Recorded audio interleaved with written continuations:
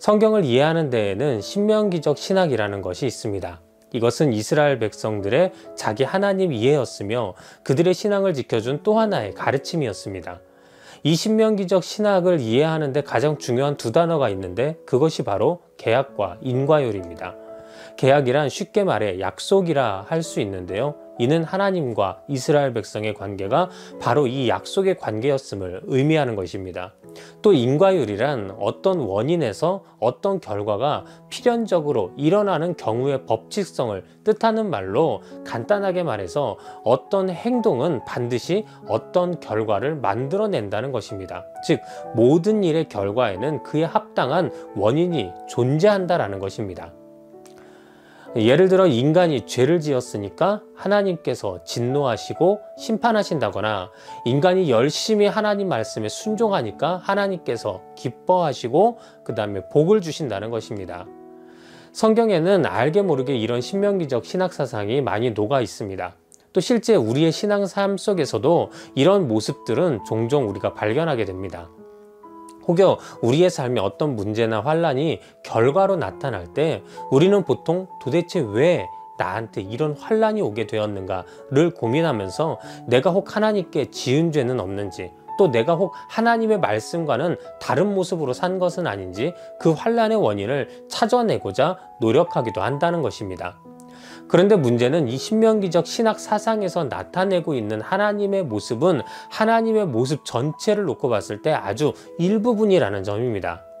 다시 말해 하나님은 이런 신명기적 사상으로 우리의 삶을 이끄실 때도 있지만 그와는 전혀 다른 모습으로 우리를 인도하실 때도 있는데요.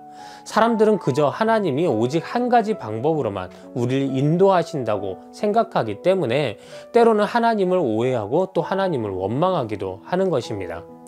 그 사실을 오늘 우리가 말씀을 통해 만나볼 성경 속 욥의 모습을 통해서 우리는 또 발견하게 됩니다. 우리는 먼저 욥이 어떤 인물인지에 대해 살펴볼 필요가 있습니다. 욥기는 이렇게 시작합니다. 우스 땅에 욥이라 불리는 사람이 있었는데 그 사람은 온전하고 정직하여 하나님을 경외하며 악에서 떠난 자더라. 그에게 아들 7과 딸 3이 태어나니라. 그의 소유물은 양이 7,000마리요 낙타가 3,000마리요 소가 500결이요 암나귀가 500마리이며 종도 많이 있었으니 이 사람은 동방 사람 중에 가장 훌륭한 자라.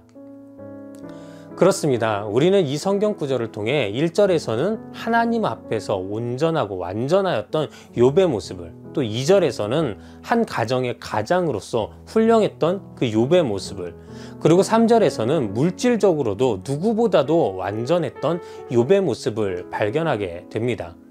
성경은 이처럼 욥이 하나님에게나 사람에게나 또 세상에서도 전혀 흠이 없는 매우 완전한 자였다고 우리에게 이야기해주고 있습니다. 우리는 가끔 기도하면서 하나님께 이렇게 기도할 때가 있습니다. 하나님, 저에게도 영권, 인권, 물권을 허락해 주시옵소서. 그렇습니다. 우리가 이렇게 영권, 인권, 물권을 구하는 것은 그 세 가지 권능이 우리가 가졌을 때 우리는 정말로 하나님 안에서 완전한 자가 될 수 있다고 믿기 때문입니다. 그런데 오늘 성경 속 욥이 바로 우리가 그토록 기도하던 영권, 인권, 물권을 모두 다 가지고 있었던 그런 완전한 자였던 것입니다. 그런데 여기서 문제가 발생합니다. 바로 이런 욥을 사탄이 가만두지 않았던 것입니다. 그래서 사탄은 하나님께 하나님이 욥에게 복을 주셨으니까 그의 소유물을 땅에서 넘치게 해주셨으니까 그가 하나님을 찬양하는 것이지 만약 그 모든 것을 빼앗으시면 욥은 분명 하나님을 욕할 것입니다 라고 말합니다. 그래서 결국 하나님은 욥의 생명을 제외한 모든 것을 사탄의 손에 넘기게 되었고 이때부터 욥은 정말이지 처절한 환난을 당하게 됩니다. 욥의 그 많은 재산은 한순간에 남김없이 모두 다 사라져버렸고 그의 사랑하는 자녀들도 한날 한시간에 모두 다 남김없이 사고로 죽어버리게 되었던 것입니다. 평생을 같이 살았던 아내는 욥을 욕하고 떠나버렸으며 심지어 욥 자신도 온몸에 병이 나서 엄청난 육체의 고통을 당하게 되고 말았던 것입니다. 게다가 신학자들은 욥이 당한 환란의 시간을 성경을 통해 계산을 해보니 그 환란의 세월이 자그만치 30년이나 지속되었다라고 우리에게 알려주고 있습니다. 한번 생각해 보십시오.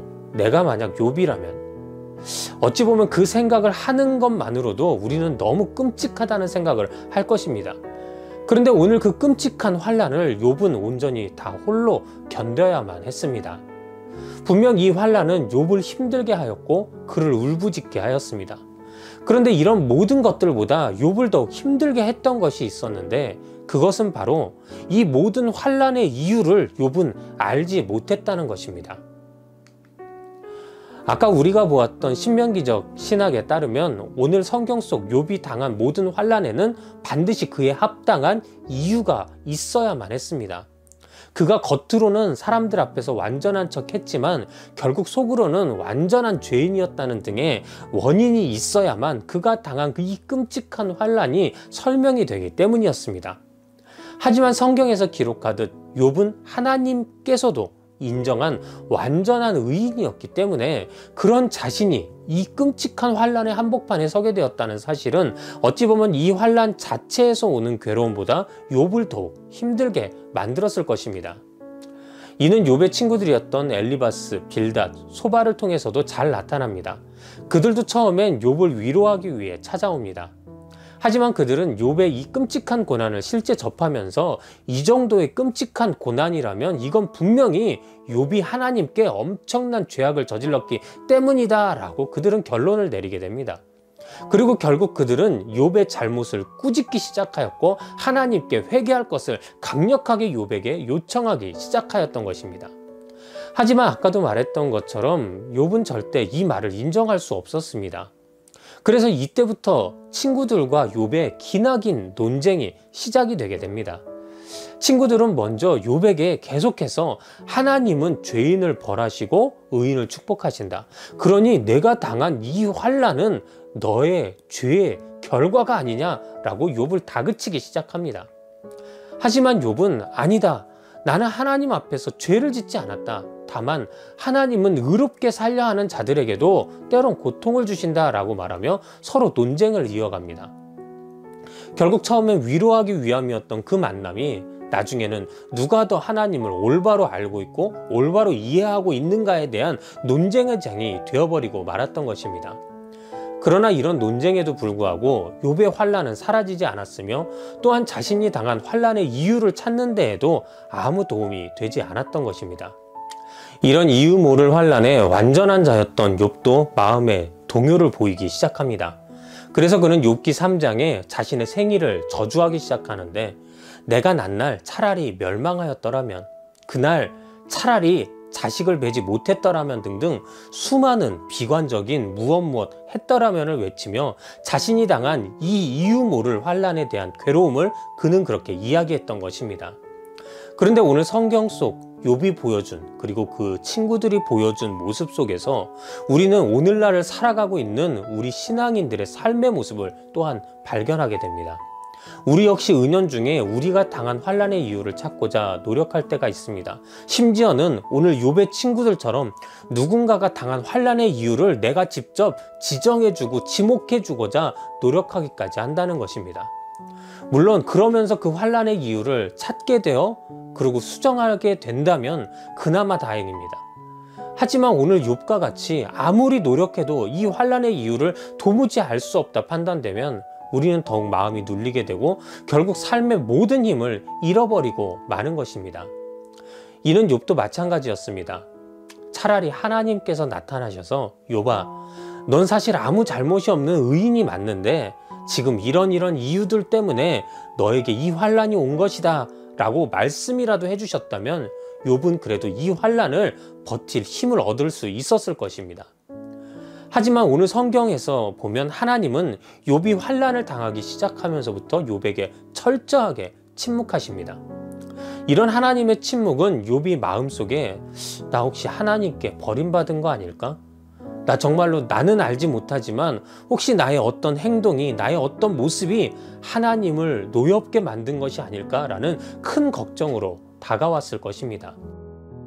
그러나 우리가 지금까지 성경 속 다른 인물들의 환난을 통해 계속 봐왔던 것처럼 하나님은 우리가 환난 가운데 머물러 있기를 원치 않으시는 분이며 그 누구보다도 우리의 회복을 간절하게 원하시는 분이십니다. 때문에 오늘 욥의 모든 환난 속에서 침묵하셨던 하나님은 드디어 욥기 38장에 욥에게 나타나십니다. 그런데 우리는 보통 이때 하나님이 욥에게 해주셔야 할 말이 욥아 그동안 환난 당하느라 힘들었지? 이제 내가 왔으니 아무 걱정하지 말아라. 내가 너를 이전과 같이 다 회복시켜 줄 것이다 라는 위로와 희망의 말일 것처럼 생각하곤 합니다. 하지만 정작 오늘 성경 속에서 욥에게 나타나신 하나님은 이런 희망과 위로의 말 대신 질문을, 그것도 77가지나 되는 엄청난 질문들을 욥에게 쏟아내기 시작하셨던 것입니다. 그런데 이 수많은 질문들은 모두 한 가지를 욥에게 묻고 있었던 것인데 그것은 바로 내가 아느냐? 라는 것이었습니다. 내가 우주의 창조 섭리를 아느냐? 내가 이 세계가 움직이는 이 체계를 아느냐? 내가 하나님의 피조물들이 어떻게 생겨났는지 아느냐? 그리고 그 피조물들이 어떻게 구별되어지고 그들의 특징을 네가 제대로 아느냐? 라는 질문들이었습니다. 이처럼 하나님의 내가 아느냐라는 질문은 욥의 무지와 무능, 또 자신이 그동안 알고 있었던 하나님의 정의가 얼마나 하나님의 일부분에 관한 것인지를 깨닫게 해주었고, 때문에 하나님의 내가 아느냐라는 이 모든 질문에 욥은 어떤 대답도 할 수 없었던 것입니다. 그리고 결국 욥기 42장 2절부터 6절까지 말씀에서 욥은 그동안 자신이 가지고 있었던 교만과 틀에 박힌 사고를 내려놓기 시작하였고 온전히 하나님 앞에 겸손히 엎드려 하나님의 말씀에 온전히 귀 기울이기 시작하였던 것입니다. 그런데 우리가 여기서 하나 잊지 말아야 할 것이 있습니다. 그것은 바로 오늘 성경 속 하나님께서 욥에게 해주셨던 그 폭풍 같은 질문들은 절대로 욥의 무지와 무능을 드러내어 그를 꾸짖고자만 하셨던 질문은 절대 아니었다는 것입니다. 사실 이 질문들은 욥이 당한 이유 모를 환난에서 그를 회복시키고자 하셨던 하나님의 큰 뜻이 담겨 있었던 질문들이었습니다. 우리는 욥의 이야기를 통해 이런 생각을 갖게 되기도 합니다. 아니, 하나님도 너무하시잖아? 그토록 하나님을 잘 섬겼던 욥인데 그냥 사탄의 말에 넘어가지 마시고 욥을 지키셨으면 이런 끔찍한 환난을 욥이 당하지 않아도 됐을 텐데 왜 그 시험을 허락하셔서 욥을 그토록 하나님은 고생하게 하셨던 걸까? 라는 생각일 것입니다. 우리는 이런 생각을 하게 되면 마치 욥이 당하지 않아도 될 환난을 당하게 되었다고 생각하기도 하고 또 이 모든 것이 마치 하나님의 장난 혹은 하나님이 사탄의 꾀임에 넘어가 생긴 일처럼 그렇게 느끼기도 한다는 것입니다. 하지만 실상은 그렇지 않습니다. 오늘 욥에게 임했던 이 모든 환난은 그저 어쩌다 그가 당하게 된 환난이 아니었습니다. 이 환난은 욥의 인생과 삶 그리고 하나님을 알아가게 하는데 반드시 필요했던 필연적인 환난이었던 것입니다. 이 모든 환난이 반드시 필요했던 이유는 바로 하나님께서 자신과 그의 피조물인 인간과의 관계를 욥에게 명확하게 알게 하시기 위함이었습니다. 결론적으로 말씀드리면 하나님은 욥의 환난을 통해 그 당시 욥에게 또 오늘날 이 말씀을 접하고 있는 우리 모든 믿는 자들에게 하나님과 우리 피조물인 인간과의 관계는 바로 다른 것이 아닌 사랑의 관계에 기초하고 있음을 명확하게 나타내 주셨던 것입니다. 실제 이 모든 환난의 주인공이었던 욥 그리고 그의 친구들과 사탄에게는 한 가지 공통점이 있었습니다. 바로 하나님과 인간의 관계를 사랑의 관계가 아닌 계약의 관계에 한정하고 있었다는 것입니다. 그래서 사탄은 하나님께 하나님이 욥을 축복하여 그가 복을 받으니까 그가 하나님을 섬기는 것이지 만일 하나님이 그의 복을 거두시면 그는 하나님을 욕할 것입니다 라고 말하며 하나님과 욥의 관계는 서로 주고받는 것이 있는 계약 관계임을, 그래서 욥은 모든 환난을 분명히 이기지 못할 것임을 그렇게 하나님께 주장하였던 것입니다. 그리고 이런 모습들은 욥과 논쟁을 하였던 그의 친구들의 모습에서도 나타나는데요. 그들은 끊임없이 이 계약의 관계를 바탕으로 욥에게 내가 하나님께 아주 큰 범죄를 하였으니 하나님께서 이 끔찍한 환난을 너에게 주어 너를 벌하신 것이다 라고 말하면서 그를 압박하기 시작하였던 것입니다. 이 모습은 욥 또한 다르지 않았습니다. 욥은 성경 욥기 13장 22절에 그리하시고 주는 나를 부르소서 내가 대답하리이다. 혹 내가 말씀하게 하옵시고 주는 내게 대답하옵소서 라고 하나님께 말합니다. 이 말은 자신의 의로움을 자신하며 하나님의 심판과 지금 자신이 당하고 있는 이 모든 환난이 얼마나 부당한 것인지를 하나님께 말하고 있는 욥의 부르짖음이었던 것입니다. 쉽게 말해 욥은 이 말을 통해 내가 아는 하나님은 죄인에게는 벌을 주시고 의인에게는 복을 주시는 하나님이신데 난 분명 의인인데도 하나님의 벌을 받아 이 환난을 당하게 되었으니 이 모든 환난은 나의 죄 때문이 아니라 분명 하나님의 실수인 것입니다. 그러니 난 이 계약의 부당함을 하나님께 말씀드릴 테니 하나님은 어디 한번 나한테 답해 주십시오 라는 욥의 하나님을 향한 외침이었던 것입니다. 즉 사탄도 욥도 욥의 친구들도 모두 하나님과 인간의 관계는 이러한 계약의 관계뿐이라 국한하여 생각하였기에 이유 없는 환난 그리고 이유 없는 축복은 절대 존재할 수 없다고 그들은 믿고 그렇게 주장하였던 것입니다.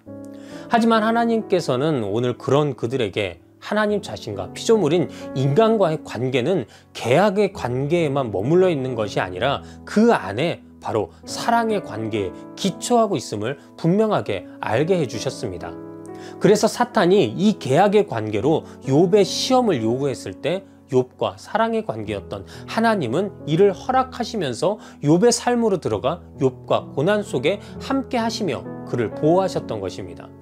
실제 하나님께서 욥에게 해주셨던 77가지의 모든 질문은 네가 알지 못하는 그 순간, 즉 이 땅이 만들어지고 모든 피조물들이 창조되고 모든 것들이 하나님의 질서 안에 움직이고 하는 그 모든 순간에 내가 그곳에 있었던 것처럼 내가 지금 환난당한 그 모습 속에서도 난 너와 함께 할 것이며 너를 지킬 것이다 라는 그 분명한 메시지를 욥에게 알게 해주셨던 것입니다.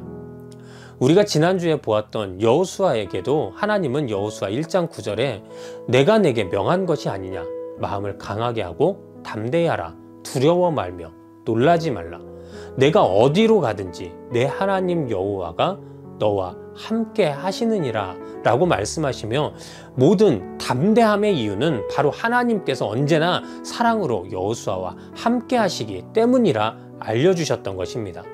또한 하나님과의 계약의 관계가 두드러졌던 성경 신명기에서도 하나님은 신명기 31장 6절에 너는 마음을 강하게 하고 담대히 하라 그들을 두려워 말라 그들 앞에서 떨지 말라 이는 내 하나님 여호와 그가 너와 함께 행하실 것임이라 반드시 너를 떠나지 아니하시며 버리지 아니하시리라 하고 라고 말씀해 주시면서 그 모든 계약 관계의 중심에는 우리와 언제나 함께 하시는 하나님의 사랑이 존재하고 있음을 우리에게 알게 해주셨던 것입니다.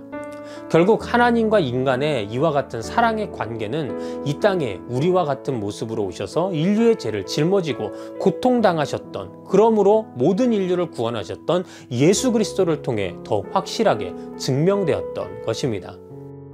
이는 우리 역시 마찬가지입니다. 우리는 나의 삶에 고난이 닥쳐왔을 때 왜라는 것에 집중합니다. 그래서 왜 나한테 이 고난이 왔지? 이 고난의 이유는 무엇이지? 이 고난이 도대체 나의 어떤 행동에서 온 것이지? 라고 생각하면서 그 고난의 이유를 찾으려고 노력합니다. 그리고 몇몇 분들은 또 나름대로 그 이유를 실제 찾아내기도 합니다. 그래서 가끔 그런 분들에게 제가 신방을 가면 목사님 제가 사실은 하나님께 이런 죄를 저질렀어요 라고 본인들이 알아서 먼저 고백하시는 분들도 있었습니다.